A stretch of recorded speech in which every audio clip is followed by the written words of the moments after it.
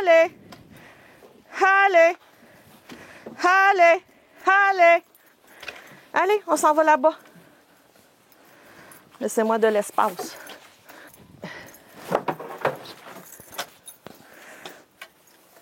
Cette année, c'est la première année que j'ai la chance d'avoir quelqu'un qui m'aide dans les élevages, qui le fait seul aussi, généralement, le train, à part ce pack-ci, là, parce qu'il y a un mâle qui est plus difficile, on aime mieux être deux.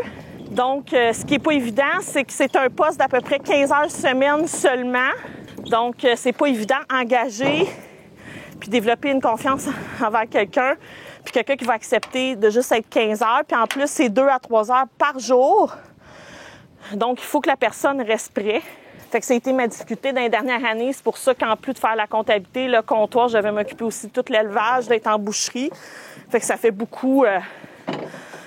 je suis un petit peu partout. Ah, mais le positif, un des positifs de mon emploi, c'est que je vois pas mes journées passer. Le matin, on regarde dans le fond, dans notre atelier, si le foin est humide. Parce que s'il est humide, des agneaux, c'est très difficile, ça le mangera pas. Bon, moi je dis qu'il est un peu, mais il n'est pas trop. Ce qu'on va faire, c'est qu'on va mettre le neuf juste dans la première section. Là, c'est sûr que comme que je vois juste au toucher, ça doit être le foin de première coupe. Et là, on avait juste une balle comme ça, parce que généralement, nous, on achète toute la deuxième coupe. Donc, la deuxième coupe de foin, ça va être plus fin. Donc, les agneaux aiment une forte préférence là, pour qu'ils fassent moins de gaspillage dans la deuxième coupe. On va faire notre réserve de foin qu'on va mettre en haut de la grange rouge. Puis, généralement, on en met entre 100 et 150 balles en réserve. Comme ça, les agneaux, quand ils arrivent en avril-mai, bien, on a déjà du foin de deuxième coupe là, pour eux. Donc, on prend le foin de deuxième coupe d'un producteur de Sainte-Anne-des-Plaines. La paille aussi au même producteur. Hein, ça va faire du bien, ça, parce que vous étiez dans le mouillé ce matin. Hey, pas de pattes dans la mangeoire. Allez! Allez, non, non, non. On fait pas ça. Vous salissez toute votre mangeoire. Hey, hey, hey! Non, non, non! Hey, hey, hey! Donc, advenant le cas qu'un agneau sauverait, la beauté de la chose, c'est que l'agneau ne se sent pas bien quand il n'est pas avec les leurs. Donc, généralement, il va tourner alentour du parc extérieur puis il va bêler pour aller rejoindre les autres. Fait que c'est quand même facile, généralement, de leur rentrer. Sinon, on a un lasso qui va nous permettre de le réattraper, de le maintenir au lasso pour le rapporter dans le parc. Pour les porcs et les agneaux, nous avons des éleveurs naisseurs. Donc, il n'y a pas d'agneaux ou de porcs qui naissent à la ferme. Nous faisons affaire avec les mêmes producteurs depuis le début du projet, des producteurs de confiance qui ont des belles pratiques, les mêmes valeurs que nous. Donc, nous recevons les agneaux et les porcs sevrés. Nous élevons 2 troupeaux en engraissement d'agneaux par année qui représentent entre 40 et 50 sujets. Dans le porc, nous faisons 2 élevages de 3 bandes. Donc, ça peut représenter par année, selon notre inventaire, là, entre 48 et 65 porcs par année. Nos cochons n'ont pas les dents coupées. Ils ont les queues coupées. Pourquoi qu'on fait couper les queues? C'est sûr que j'aimerais mieux qu'ils ne soient pas coupés, mais il y a une utilité. C'est de la prévention qu'on fait. On demande à l'éleveur naisseur de couper ses queues comme lui, il le fait pour ses cochons, parce que ça évite des infections. Parce qu'un cochon, quand il a une queue longue, quand il nous voit, il est content, il va se faire aller à la queue comme un chien. Puis là, son compère, il va être porté à jouer avec sa queue, à mordre sa queue. Puis là, c'est là qu'il y a des risques d'infection. Puis là, on serait obligé de traiter aux antibiotiques. Comme on est 100, on minimise ce risque-là. Dans mon parc, j'ai pas de plancher de béton comparativement à l'autre. Fait qu'on travaille vraiment avec de la paille. Donc, on leur fait un bon nid. Là, c'est sûr que dès qu'il y a de la pluie, le parc est à nettoyer. Quand il fait beau, avec un bon nid de paille, on peut des fois durer 1, 2, 3 jours juste à rajouter de la paille Mais là, c'est... Puis on en profite aussi quand il mouille, c'est plus facile à décrouter. J'ai eu une année, je pense, en 2017. On avait dû... Il y avait de quoi dans l'intestin. On a dû donner un vermifuge. Seulement une année que c'est arrivé. Comme on fait un vide sanitaire, qu'on a plusieurs mois... Ça, c'est dans le pâturage, là. Souvent que c'est. Il y a un vide sanitaire qui se fait pendant plusieurs mois. On m'avait conseillé, bien, regarde, on va attendre ton autre troupeau l'année prochaine. Ça ne veut pas dire que tu vas être obligé de donner des vermifuges. Puis ça n'a jamais pu réarriver, là. Dans le porc, on a plus des problèmes de boitement, quelquefois. Avant des piqûres anti-inflammatoires, moi, j'aime bien les masser avec un onguent. Fait que je te dirais qu'à 80% des cas, j'arrive à pas injecter d'anti-inflammatoire. Après ça, on met pas d'insecticide contre les mouches. Je vous compte un exemple. On va travailler avec un produit qui s'appelle Vetolis, qui est beaucoup plus naturel. Parce que aussi, on a des cochons qui se faisaient piquer, puis qui avaient des gales à cause des mouches noires. Puis c'est ça. Donc moi, j'ai demandé à mon vétérinaire de faire des recherches. J'ai refusé de donner l'insecticide sur leur dos, puis de faire des recherches, de me trouver un produit plus naturel qui rentre plus avec mes valeurs, là. Vu que, tu sais, on est sans antibiotiques le plus possible. C'est sûr qu'en étant en petite échelle, les risques sont beaucoup moins grands de maladies qu'avoir plein de sujets d'élevage dans un même bâtiment. Moi, mon risque est beaucoup moindre, là.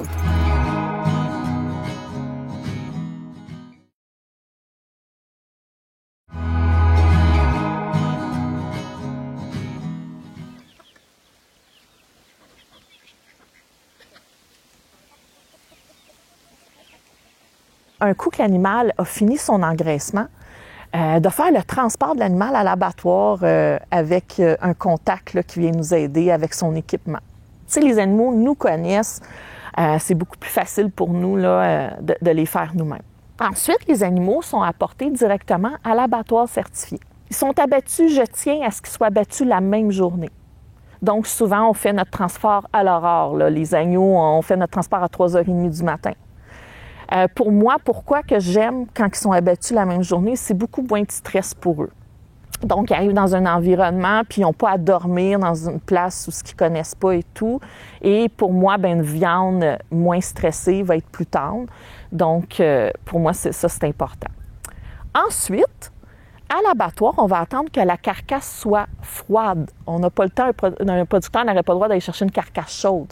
Donc, le lendemain ou le surlendemain, notre boucherie partenaire, avec son camion réfrigéré, va chercher nos carcasses à notre boucherie. Et par la suite, bien moi, je rentre en boucherie, participer là, à toute cette préparation-là, la découpe. Donc, c'est pour ça que je suis fermée là, les mercredis. Généralement, le mercredi, je travaille avec l'équipe de boucherie. Donc, j'arrive avec mes feuilles de découpe pour chaque animal. Dans ça, il va y avoir de la vente carcasse. Il va y avoir des clients qui m'ont commandé un demi-porc, un porc entier ou un demi-agneau. Et ils m'ont spécifié comment que ça doit être découpé. Donc, je veille à ce que l'équipe, que tout se passe bien, là. Et il y a une grosse partie aussi qui va être découpée pour notre réserve à l'année. Parce que même si on élève saisonnier, notre boutique est ouverte à l'année. Donc, on va découper la carcasse en son entièreté, tout en pièces. On met sous vide frais et c'est envoyé tout de suite en surgélation là, dans les congélateurs là, de boucherie. Un coup que c'est bien surgelé, j'irai chercher le voyage de viande pour rapatrier à la ménagerie d'Annie pour toute notre viande à la pièce et carcasse. Donc, ceux qui achètent carcasse chez nous, un demi-animal ou un animal entier, bien, c'est toute une découpe spécialisée. C'est toute une découpe spécialisée. Fait que ça, les gens aiment beaucoup, là. C'est pas des découpes... dans le fond, ils choisissent leur découpe. Je les aide à rentabiliser leur investissement. Puis, ils ont le droit jusqu'aux lanières, les cubes à brochette, la fondue chinoise. Donc, c'est vraiment une découpe spécialisée. En élevage ovin, les mâles sont pas obligés d'être castrés. De toute façon, là, on les abat. De toute façon, on a séparé les femelles, puis même s'ils seraient ensemble, on les abat avant qu'ils aient l'âge de procréer. Puis, le fait qu'on les casse pas, ça va pas changer le goût de la viande. Parce que le porc, lui, il doit être castré. Sinon, la viande, elle sera pas bonne, là. Elle va avoir un goût fort. Donc, c'est important dans le porcin que tous les animaux qui s'en vont pour la viande soient castrés jeunes. Les cochons, je n'avais 24. Des fois, on a jusqu'à 32 l'élevage. Fait que de toute façon, la boucherie dans le cochon, on peut pas prendre plus que 8 cochons par jour. C'est une grosse journée, 8 cochons. Comme là, tu vois, hier, sur mes 8 cochons, j'en avais 3 qui étaient pour la transformation de saucisses. Le reste, c'était ma réserve à la pièce. Ça, c'était mon dernier 8. Le premier 8, c'était toute la vente carcasse des demi-cochons clients. Fait que je commence toujours par ma vente carcasse. Parce que ma vente carcasse, elle arrive à la ferme, les boîtes, puis ils repartent. Tandis que quand moi, je fais ma réserve, j'accapare beaucoup mon congélateur. Fait que ça. Puis les agneaux, à Mio, on en a 40. Ça, c'est moins long à découper, moins long à travailler, c'est moins gros. Donc, on va en faire 10 par semaine. Donc, la boucherie me donne une journée par semaine de boucherie. Donc, ça va prendre 4 semaines à abattre tous les agneaux. Ensuite, on aura une petite pause avant d'abattre la deuxième élevage de porc qui est beaucoup plus tard dans l'automne. Dans les défis qu'on a vécus et les ajustements qu'on a dû faire dans les dernières années, c'est plus au niveau de la biosécurité, au niveau des porcs, au niveau de la peste porcine africaine. Donc, au début du projet de 2015 à 2019, nos porcs avaient même accès à l'extérieur. Avaient un parc qui coordonnait avec le parc intérieur. Donc, la peste porcine africaine est un virus qu'il faut faire vraiment attention. Il n'y a pas de vaccin, il n'y a pas de médication présentement. Présentement, on n'a pas de cas au Québec, mais ça touche beaucoup les éleveurs de porcs. On est inquiet.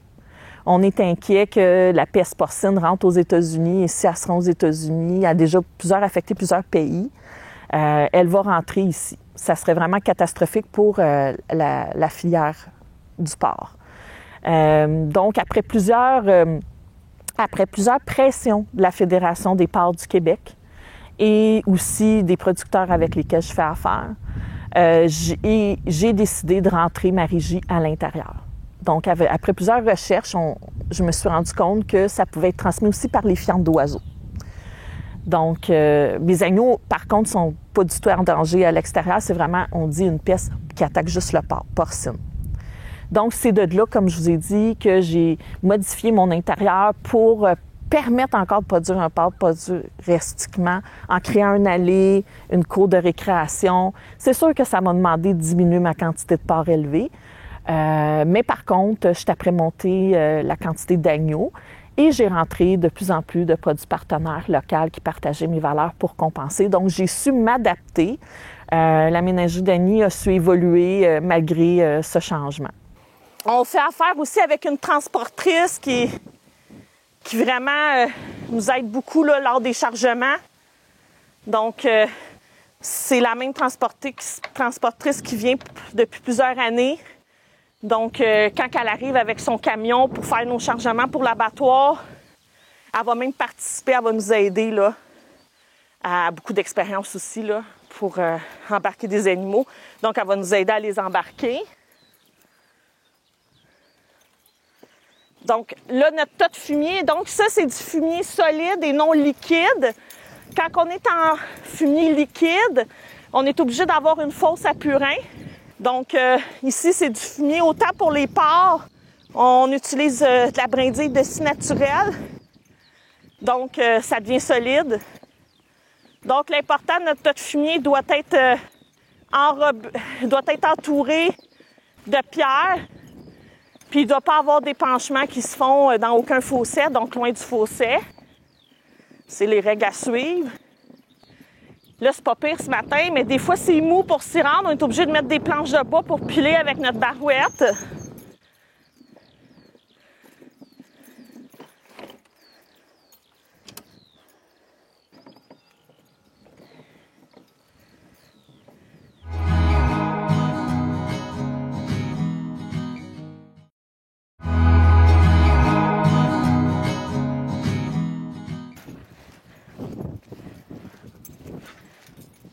Fait que la moulée, on fait un mélange, je te dirais, de 70% d'orge roulée, puis un 30% de moulée petite laine protéinée. Donc, on donne aucun maïs. Ça, c'est portionné par le nombre, le poids de l'animal. Donc, on a une ration qu'on suit. Les mâles mangent un peu plus que les femelles. On y va quand même à volonté. Ce que je veux dire par là, oui, c'est portionné, mais si on remarque que les mangeoires, on arrive, sont toujours vides, que les agneaux ont faim, qu'ils ont mangé quand même beaucoup de foin, on va augmenter notre portion. Le foin, lui, il est toujours à volonté. Fait que si on voit qu'à l'heure du dîner, il n'y en a quasiment plus, on re-remplit. Donc, l'agneau va tout avoir ses minérales dans cette moulée-là. Ça va permettre un meilleur engraissement. Dans chacune des mangeoires de grains, il y a un genre de bloc. C'est un bloc de sel pour moutons. Il ne faut pas qu'il manque de bloc de sel. Un signe qu'il pourrait, c'est qu'ils vont chercher à mettre leur bouche sur tout ce qui est métal. Ils sont à recherche de fer. Donc, en leur donnant un bloc comme ça évite aussi qu'il y ait des bobos sur le bord de la bouche. Puis on s'assure, vu qu'on donne juste 3 pelletées de petite laine, parce que là-dedans aussi, il y en a des minéraux, on s'assure qu'ils ont leur ration nécessaire avec le bloc.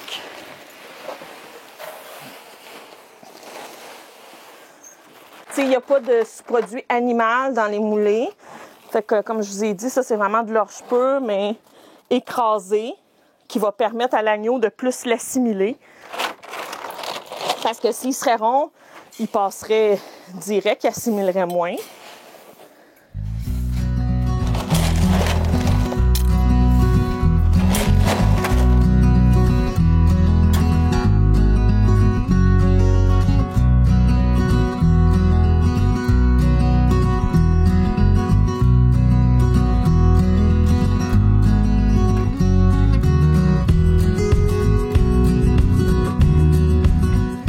Et là, je me ferai pas avoir comme la dernière fois. Ils s'en viennent fort. Donc, je rentrerai pas avec la barouette. La dernière fois, ils me l'ont renversé. Là, c'est ceux qui savent, hein? Ils savent que je m'en viens avec leur moulée.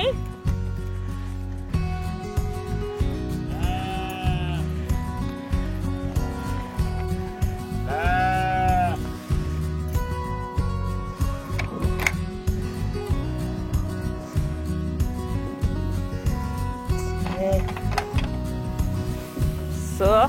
Donc, on sépare bien le foin. C'est ça. Puis on s'assure toujours que chaque agneau est réactif. Hein? Ça serait pas normal qu'un agneau reste couché quand on est rendu à nourrir. Ça serait un autre signal d'alerte. L'eau, est toute, dans le fond, est directe. Fait que ça, c'est bien le fun. Là. Ils ont de l'eau à volonté. Il faut juste s'assurer que tout fonctionne, que les bagues, il n'y en a pas de lousse, qu'il n'y ait pas une perte d'eau.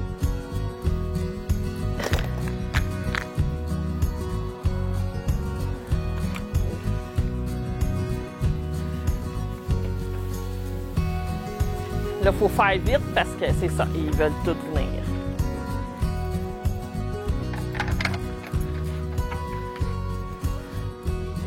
Allez! Allez!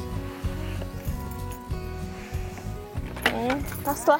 Tasse-toi 2 minutes. Tiens. Fait que dans le fond, tout est fait, là, sont au sec. Leur atelier est plein, leur moulée, tout le monde va bien. On essaie de voir les positions de difficulté à manger déjà.